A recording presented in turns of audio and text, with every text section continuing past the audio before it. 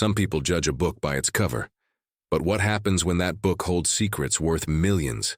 Subscribe to US Stories and turn on the notification bell for more powerful stories. The morning sun cast long shadows across the pristine marble. Floors of Prestige Motors, the most exclusive luxury car dealership in the city. Chrome gleamed under spotless ceiling lights, and the scent of expensive leather filled the air. Behind the reception desk, Jennifer Martinez adjusted her worn cardigan and tried to ignore the way her reflection looked against all this polished perfection. She'd been working at Prestige Motors for 3 years now, handling the paperwork that kept the dealership running while the sales team closed million-dollar deals. Her salary barely covered her grandmother's medical bills and her night school tuition, but she held on to this job because it offered health insurance, something her family desperately needed. The automatic doors swooshed open, and Jennifer looked from her filing. A woman in her late 60s shuffled in, wearing a faded floral dress that had seen better decades and canvas sneakers with holes near the toes. Her gray hair was pulled back in a simple ponytail, and she carried a worn leathery purse that looked like it had survived several lifetimes. Great, Jennifer thought. Another person who got lost looking for the bus stop, but instead of asking for directions, the elderly woman approached the reception desk with purpose in her eyes. "Excuse me, dear," she said, her voice soft but clear. "I'd like to look at your cars." Jennifer blinked. "Ma'am, are you sure you're in the right place? This is Prestige Motors. Our vehicles started around, I know where I am." The woman's smile was patient, the kind that suggested she'd heard this question many times before. "My name is Dorothy Chen. I'd like to speak with a salesperson, please." Jennifer hesitated, then pressed the intercom button. "Could someone please come to reception? We have a customer inquiry." Within moments, Brad Wellington strutted over, his designer suit probably worth more than Jennifer's monthly salary. Brad was the dealership's top salesman, arrogant, successful, and never shy about reminding everyone of both facts. His eyes swept over Dorothy from head to toe, and Jennifer watched his expression shift from professional interest to barely concealed disdain. "Can I help you?" Brad asked, the pause loaded with skepticism. "Yes, I'm interested in purchasing a vehicle," Dorothy replied calmly. Behind Brad, 2 other salesmen, Marcus and Tyler, had drifted over, drawn by curiosity. Jennifer saw them exchange glances and smirk. "Well," Brad continued, "we have some very nice certified pre-owned vehicles. Maybe something a bit more budget-friendly would suit your needs better. There's a Toyota dealership about 5 miles down the road." Dorothy's expression didn't change. "I'd prefer to see what you have here if you don't mind." Marcus stepped forward, unable to contain himself. "Ma'am, with all due respect, our least expensive vehicle is $120,000. Maybe you should look at your options more realistically." Jennifer felt her stomach clench. She'd seen this before. The way people were treated based on their appearance, their clothes, their perceived status. It reminded her too much of her own experiences in stores where she clearly didn't belong. "Perhaps," Dorothy said, her voice still steady. "You could show me around anyway, you never know what might happen." Tyler let out a barely suppressed snort. "Lady, do you even know what kind of place this is? We sell Maseratis, Bentleys, Lamborghinis. The insurance alone would probably cost more than your Social Security check." The cruelty in his voice made Jennifer's hands ball into fists. She started to stand, ready to intervene, but Dorothy caught her eye and gave the slightest shake of her head. "You know what?" Brad said, a malicious glint in his eye. "You're absolutely right. We should give the lady the full tour. Tyler, why don't you show Mrs. Chen?" Dorothy supplied quietly. "Right, Mrs. Chen, show her around. Start with the Lamborghini Aventador, the orange one." Jennifer watched in horror as the 3 men led Dorothy toward the showroom floor, their intentions crystal clear. They weren't planning to help her. They were planning to humiliate her. The Aventador sat in the center of the showroom like a magnificent beast, its metallic orange paint job catching every light. The price tag read $487,000. "Here we are," Tyler announced loudly, drawing the attention of other customers and staff. The finest Italian engineering money can buy. V12 engine 0 to 60 in 2.9 seconds. Would you like to sit inside? Dorothy nodded. I would, actually. Marcus opened the scissor door with theatrical flourish. Careful now, it's a bit of a drop. The leather is hand-stitched Italian, probably the nicest seat you'll ever sit in. As Dorothy settled into the driver's seat, her small frame nearly swallowed by the racing bucket seat, a small crowd had gathered. Jennifer watched from her desk, her heart breaking for this dignified woman who was being treated like a circus. Act. How does it feel? Brad called out. Can you even reach the pedals? A few customers chuckled. Even worse, Jennifer noticed Mr. Davidson, the dealership owner, watching from his office window upstairs. Instead of stopping this cruel display, he seemed amused. Dorothy sat quietly in the car for a moment, running her weathered hands over the steering wheel. When she spoke, her voice carried clearly across the showroom. It's beautiful, she said simply. How much did you say it was? $487,000, Tyler replied, plus tax, title, and dealer fees. So really, you're looking at about $550 out the door. I see. Dorothy climbed out of the car with more grace than Jennifer had expected. And you? Have financing available? The laughter that erupted from the sales team was loud enough to make other customers stare. Marcus was practically doubled over. Oh, that's rich, he wheezed. Financing. Ma'am, even with perfect credit, you'd be looking at payments of about $8,000 a month. For the next 7 years. Dorothy nodded thoughtfully. That does seem like quite a lot. Tell you what, Brad said, wiping tears from his eyes. If you can prove you can afford this car, I'll sell it to you for dealer cost. Hell, I'll throw in the extended warranty for free. The cruel offer hung in the air. Jennifer saw Dorothy's shoulders straighten almost imperceptibly. What would constitute proof? Dorothy asked.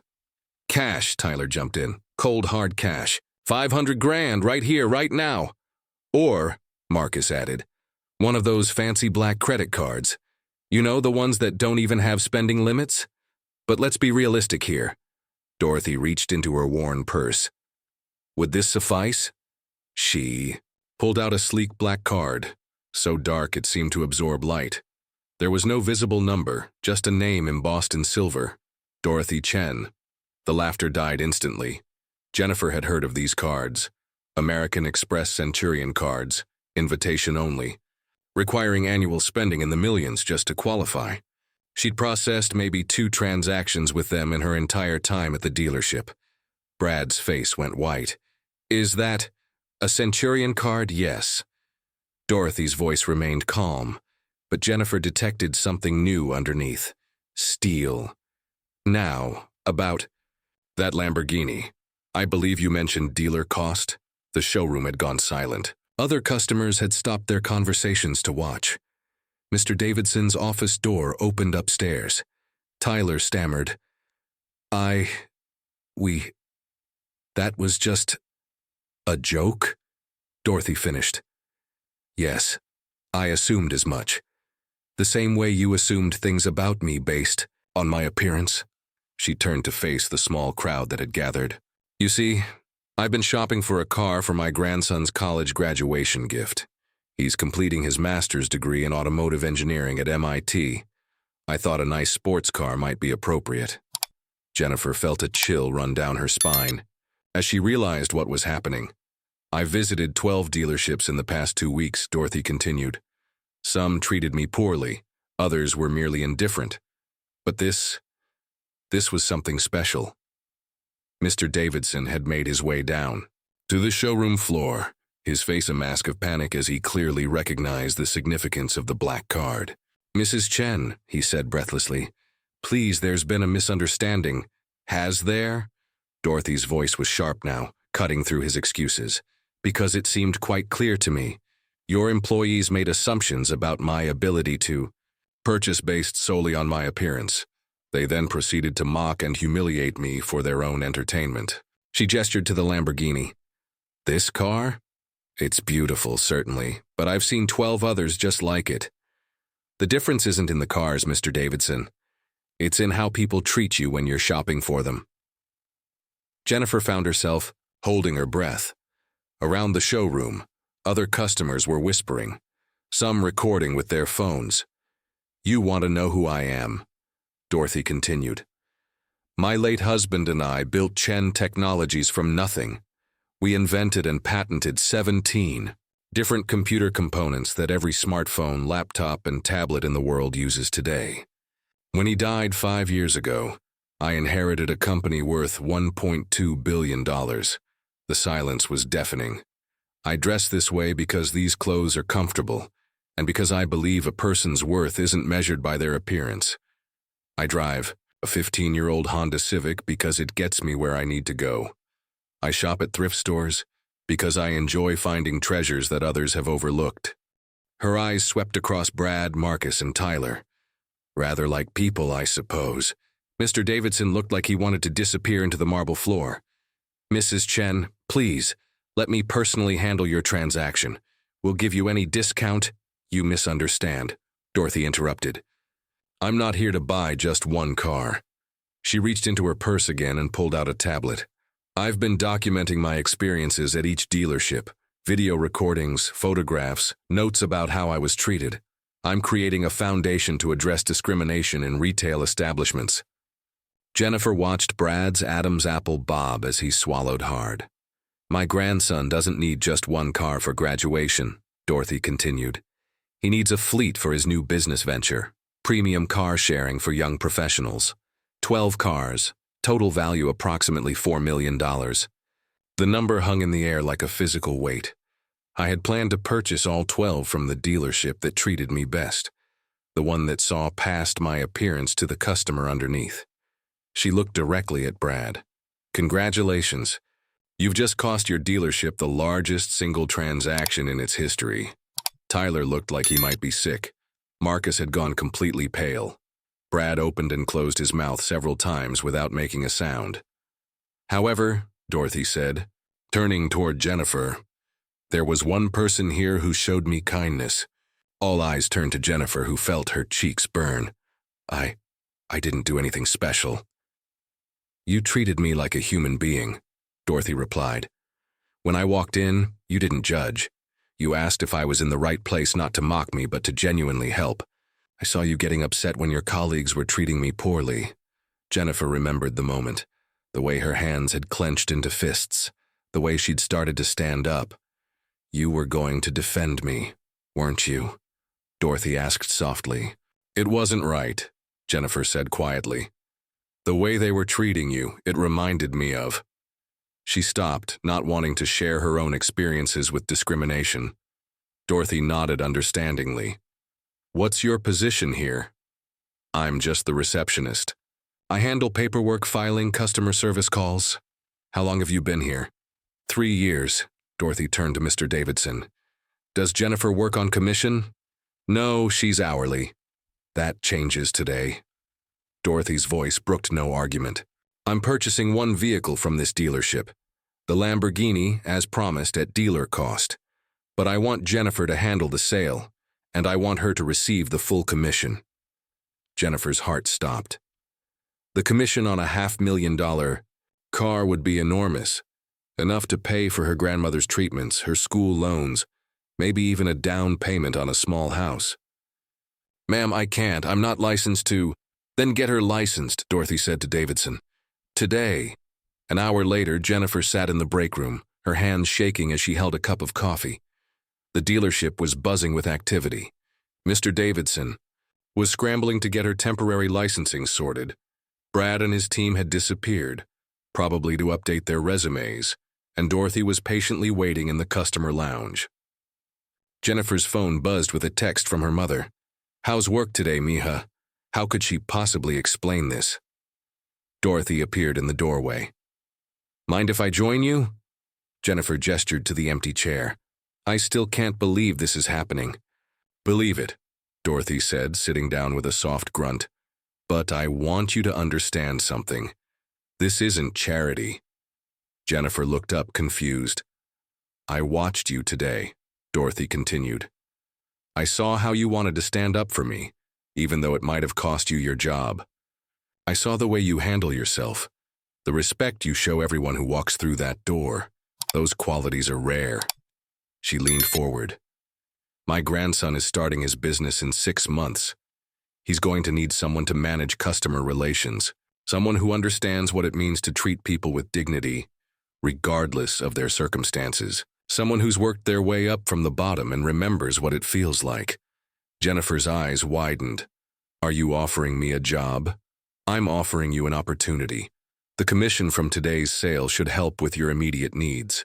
But if you're interested in something more long-term, we should talk. Later that afternoon, Jennifer found herself sitting in the Lamborghini's passenger seat as Dorothy signed the final paperwork. The surreal nature of the day hadn't worn off. Can I ask you something? Jennifer said. Of course. Why did you let them treat you that way? You could have stopped it at any time. Dorothy was quiet for a moment, her fingers drumming on the steering wheel. Because I wanted to see who they really were. When people think you have no power, no status, no importance, that's when you see their true character. She turned to look at Jennifer. Your colleagues revealed themselves to be small, cruel people who derive pleasure from making others feel inferior. Mr. Davidson showed himself to be a weak leader who allows toxic behavior in his workplace. And what did I reveal? Dorothy smiled. That you have integrity, that you value human dignity over social status, that you're willing to risk your own comfort to stand up for what's right. The car's engine purred to life, a sound like controlled thunder. These are the qualities that build lasting success, Jennifer.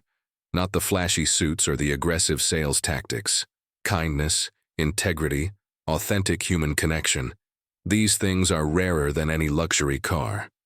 6 months later, Jennifer stood in the showroom of Chen Auto Solutions, watching as Dorothy's grandson, Marcus, not to be confused with the former dealership Marcus, who was now selling insurance, explained the company's mission to a group of young entrepreneurs. The business had taken off beyond all expectations.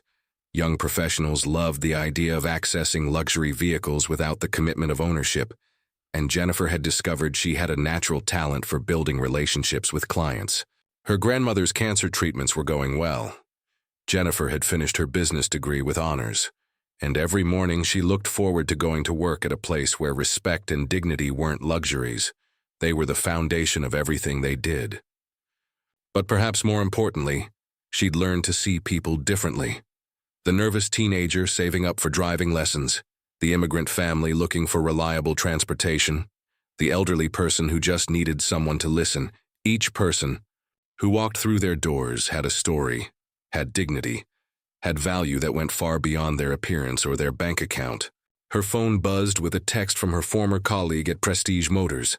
Heard about your new job. Congrats. BTW. Brad got fired last month. Apparently he pulled the same stunt with someone else who turned out to be a celebrity. Video went viral. Thought you'd want to know. Jennifer smiled and deleted the message without responding. Some bridges were better left burned. That evening, Jennifer joined Dorothy for their weekly dinner at a small family restaurant. Neither the old nor the young woman would have been welcomed. At Prestige Motors. I have a confession, Dorothy said over dessert. Jennifer looked up from her flan, curious. I lied about something that day at the dealership. What do you mean? Dorothy smiled sheepishly. I wasn't just shopping for my grandson's graduation gift. I was also shopping for myself. For yourself? I've been driving that old Honda for 15 years. It's been a good car, but lately I've been thinking, maybe it's time for something with a little more style. Jennifer laughed. Are you telling me that after all this you actually wanted to buy a Lamborghini? Well, Dorothy grinned, maybe not a Lamborghini, but perhaps something with better air conditioning and a working radio. They both dissolved into laughter, drawing curious looks from other diners who saw an unlikely pair. A young Latina woman in a business suit and an elderly Chinese woman in a comfortable cardigan, sharing what was clearly a deep friendship. You know what the real irony is? Dorothy said when their laughter subsided. What's that? If they had just treated me kindly, if they had shown basic human decency, I probably would have bought that car. Maybe not 12 cars, but certainly one. Their cruelty didn't just cost them money.